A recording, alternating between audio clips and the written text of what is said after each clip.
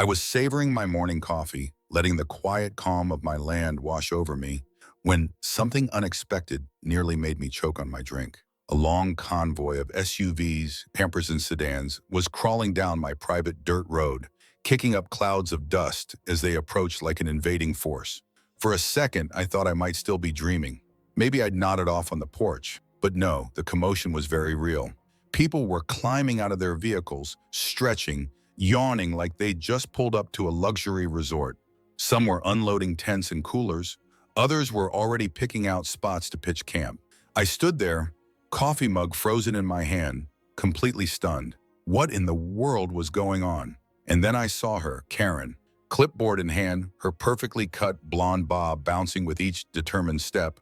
She looked like a self-appointed general buoy leading her troops into battle. That smug expression on her face, I knew it all too well. The one that said, "I'm in charge now." I took a deep breath and set my coffee down before I hurled it in frustration. Stepping off the porch, I headed toward the growing crowd.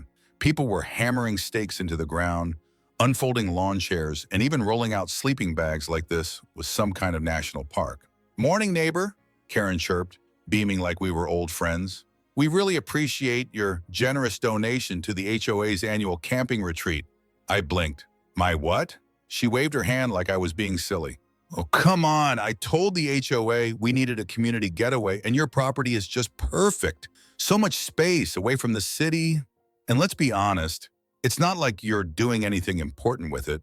My jaw tightened. "Karen, this is my land, private property. None of these people have permission to be here." That infuriating, patronizing smile crept across her face. "Well, technically, the HOA agreed we needed a shared outdoor experience. And since you're part of the neighborhood—" "I'm not part of the HOA," I cut in sharply, my tone like ice.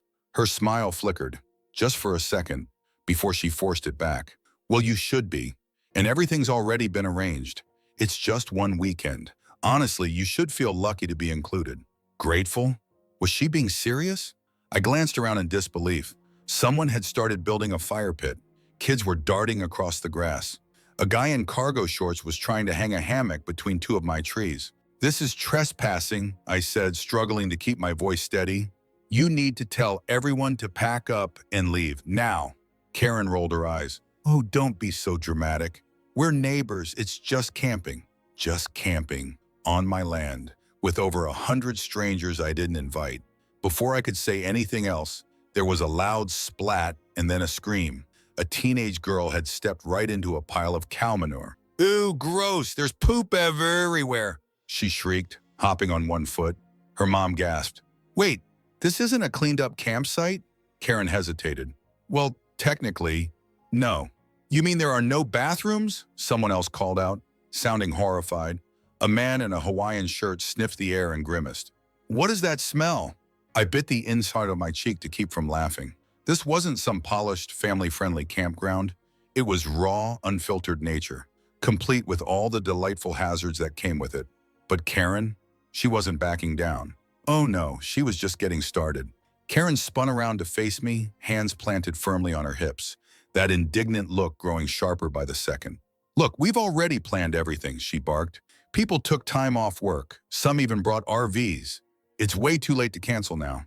I didn't flinch. "Not my problem," I replied flatly. She narrowed her eyes at me as if I'd just ruined her birthday party. "Well, technically, since the HOA agreed—" "For the last time, Karen," I snapped, my voice slicing through the air like a blade. "The HOA has zero authority over this land. This is private property. Every single one of you is trespassing." A low wave of murmurs swept through the crowd.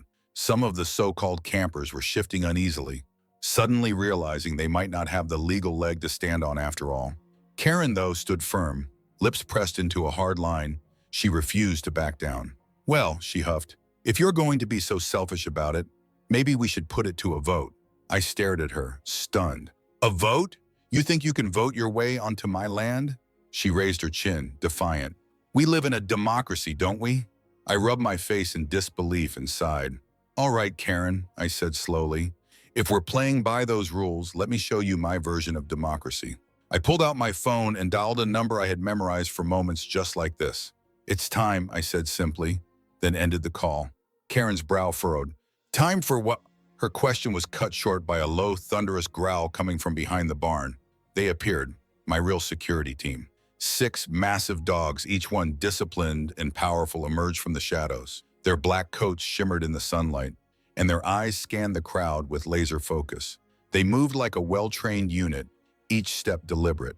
The crowd went silent. Someone dropped a bag of marshmallows with a nervous thud. Are they friendly?" a woman whispered, stepping behind her husband. I gave a slow smirk. "Depends." The biggest of the bunch, a Belgian Malinois named Titan, let out a deep, commanding bark that echoed through the field. Karen's face drained of color. You can't just bring attack dogs into this." I crossed my arms. "And yet you thought it was fine to bring 100 strangers onto my land?" Titan stepped forward, slow and steady. Another dog, Shadow, matched his pace, her ears sharp, her gaze fixed on Karen like she was a chew toy. Karen stumbled back a step, her voice quivering. "You wouldn't dare." I shrugged. "They're trained not to attack, unless provoked," I added coolly, watching the fear set in as the realization dawned across her face. And just like that, the community retreat turned into a full-blown evacuation. People grabbed their gear in a frenzy, tripping over coolers, shoving sleeping bags into trunks, and sprinting for their vehicles. The man in cargo shorts didn't even bother unhooking his hammock. He bolted. A family of 4 practically leapt into their minivan. Karen had scrambled onto the hood of an SUV screaming, "I'm calling the police!" I chuckled, pulling out my own phone. "Be my guest." I already did. Right on cue, 2 squad cars rolled into view, their tires crunching over gravel. Karen's jaw dropped. She looked at me like I'd just summoned a ghost. The moment the officers stepped out, the party was over. The once lively chatter of excited campers vanished into uneasy silence. Karen looked like she was going to pass out, but instead she clutched her clipboard like a lifeline and marched toward the officers as if this was a customer service issue. "Oh, thank goodness you're here, officers," she exclaimed, flipping dramatically through the pages. "This man unleashed dangerous animals on innocent families. We were just trying to have a peaceful community event, and now he's threatening us." She pointed her manicured finger at me, her voice quivering with false outrage. Her voice quivered with artificial distress, full of theatrical outrage. "This is criminal behavior. He should be arrested immediately."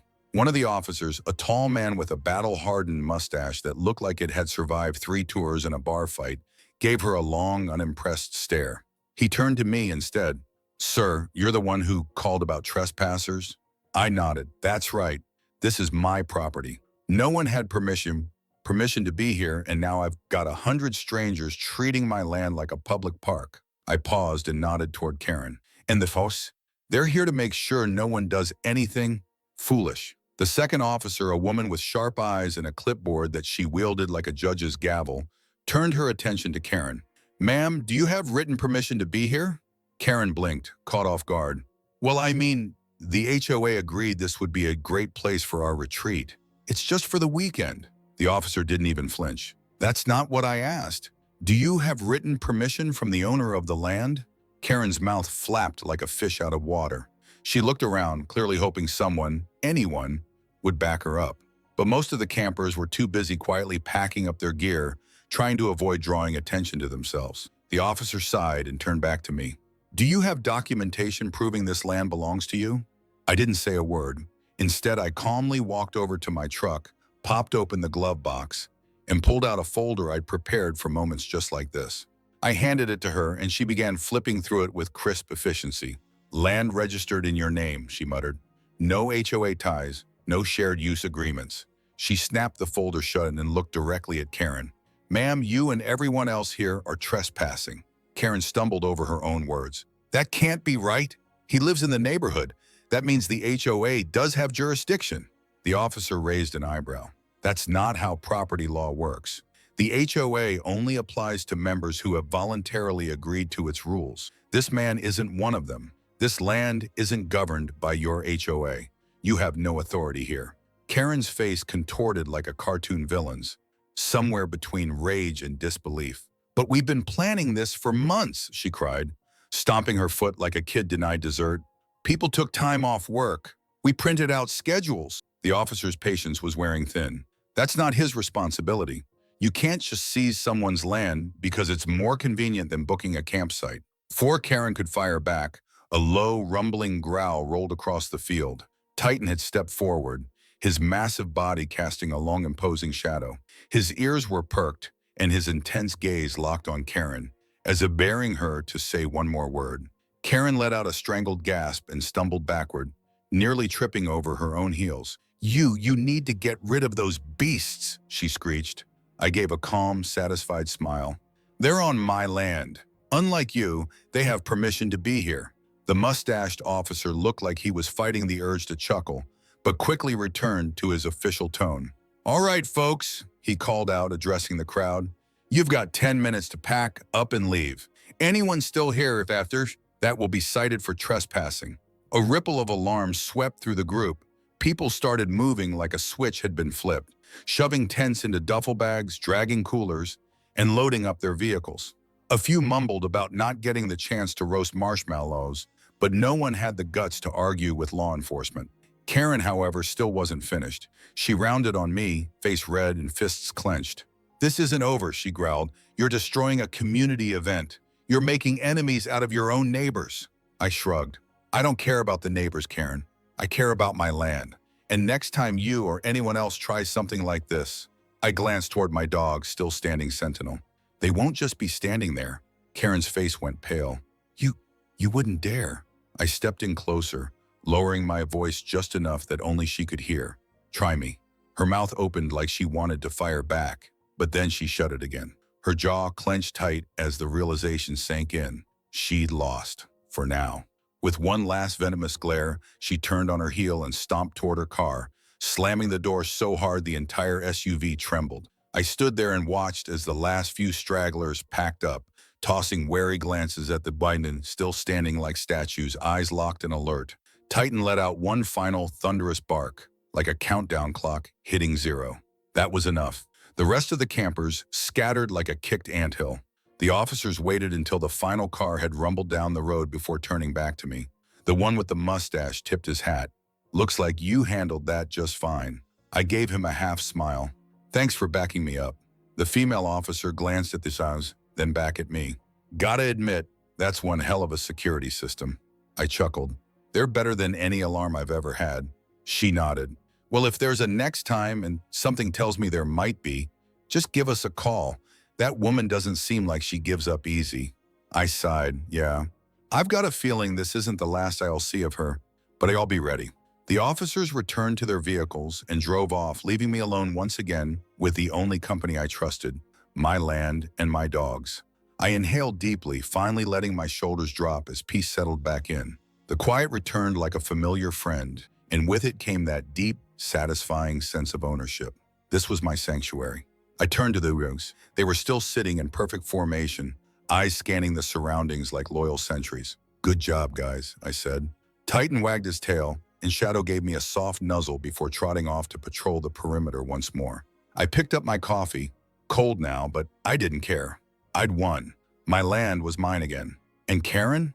Well, Karen had just learned a very hard lesson about picking the wrong neighbor to mess with. As the last camper disappeared over the horizon, all they left behind were a few crushed patches of grass and a couple forgotten soda cans.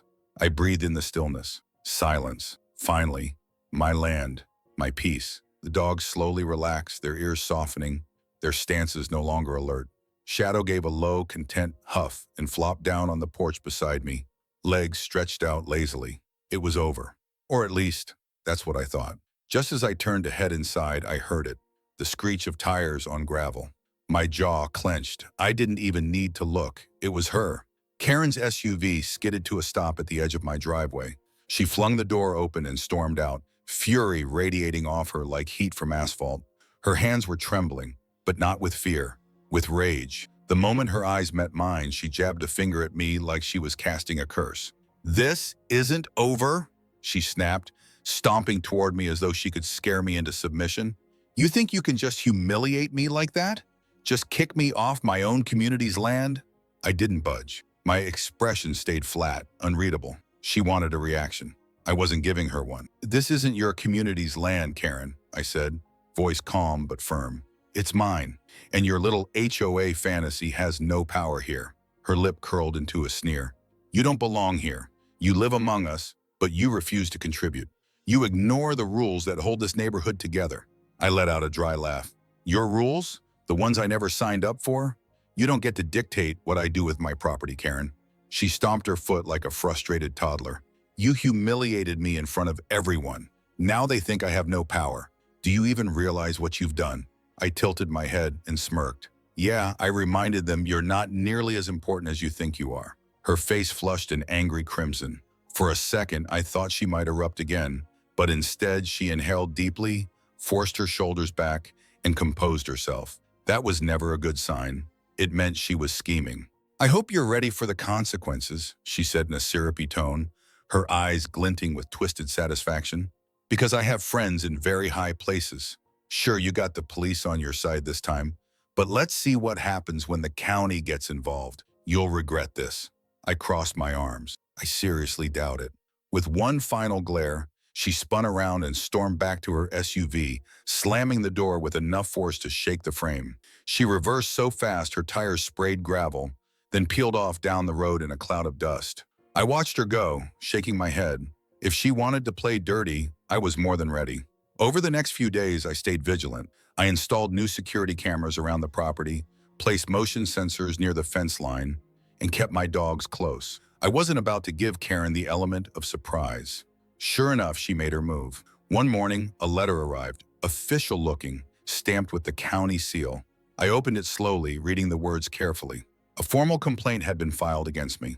According to the letter, my land was allegedly being used improperly as an unauthorized event space. There were vague claims about environmental hazards and public safety violations.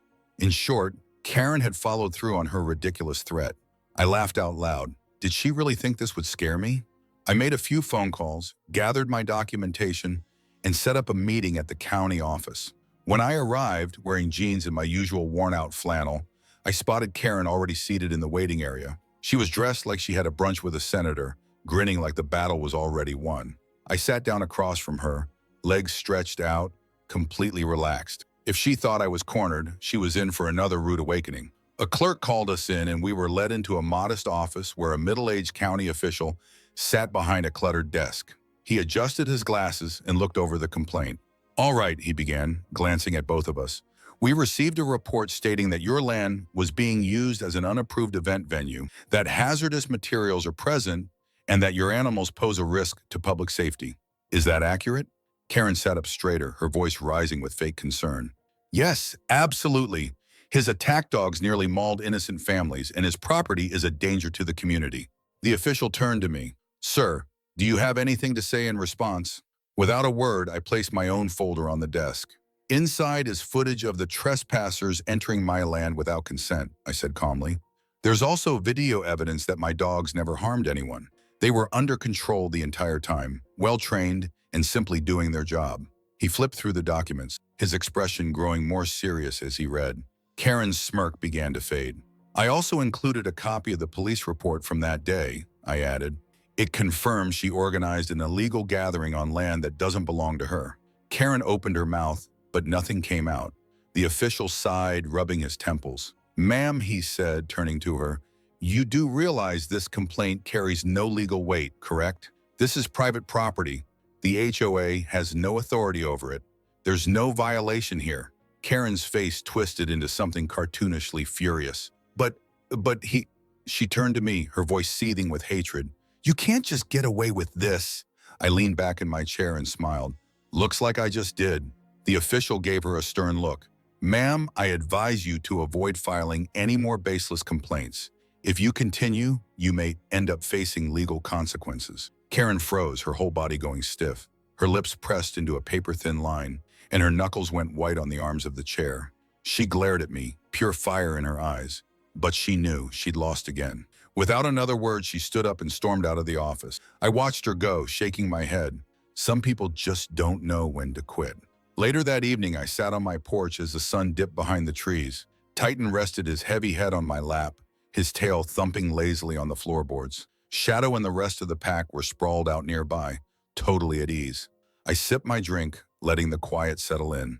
No matter what Karen tried next, the result would always be the same. This land was mine, and no amount of HOA fantasy or legal bluffing was ever going to change that. What would you do if 100 strangers invaded your land without permission? If you enjoyed watching Karen get a hard lesson in boundaries, give this video a like and don't forget to subscribe for more stories where justice bites back. Sometimes literally. Hit that bell so you never miss the next showdown. And tell us in the comments, have you ever had a neighbor from hell? We're reading every story. This was my land, my rules, and next time, I'll be ready.